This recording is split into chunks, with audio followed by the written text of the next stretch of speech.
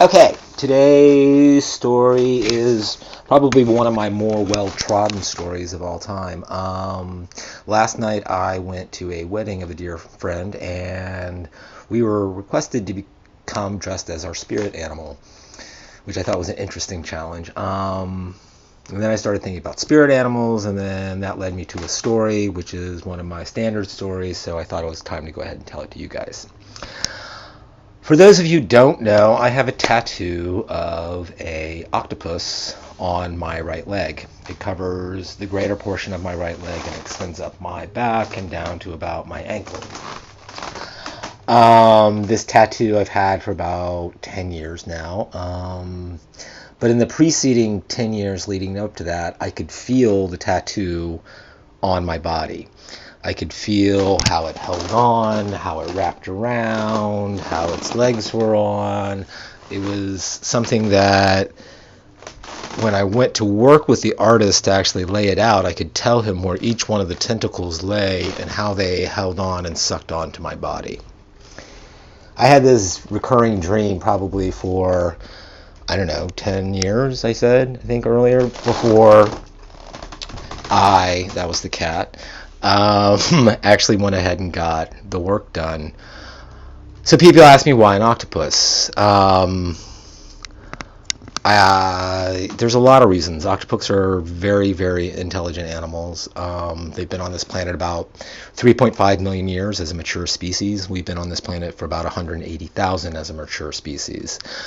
They have a type of intelligence that we can't comprehend. If you look at an octopus, it has 240 suckers on every arm, so that makes 1,920 in all. A lot of the neurological information for the octopus actually lives in the suckers rather than in a central brain. So rather than having a central nervous system like we do, it's more of a distributed nervous system. Now I'm going to warn you, sometime toward the end of this story, there's going to be a really bad pun, but I've given you fair warning. So, as the octopus is cruising along the ocean floor, it's 1,920 individuals in a certain way.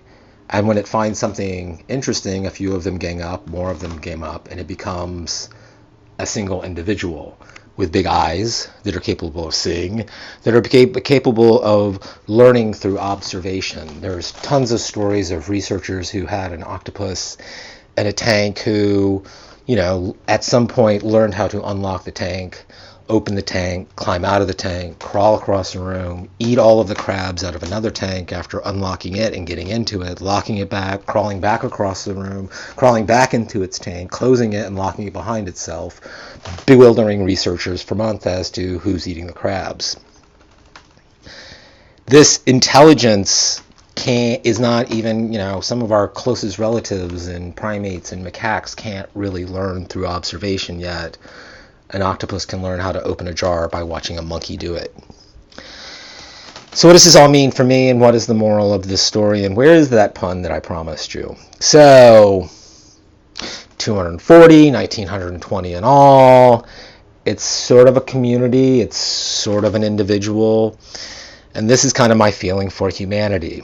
I think humanity really is one organism, and the more that we think of us and them and friend and foe, we've got it all wrong. We are one organism, and until we can realize that, I think we're just a bunch of suckers. So that's it for today.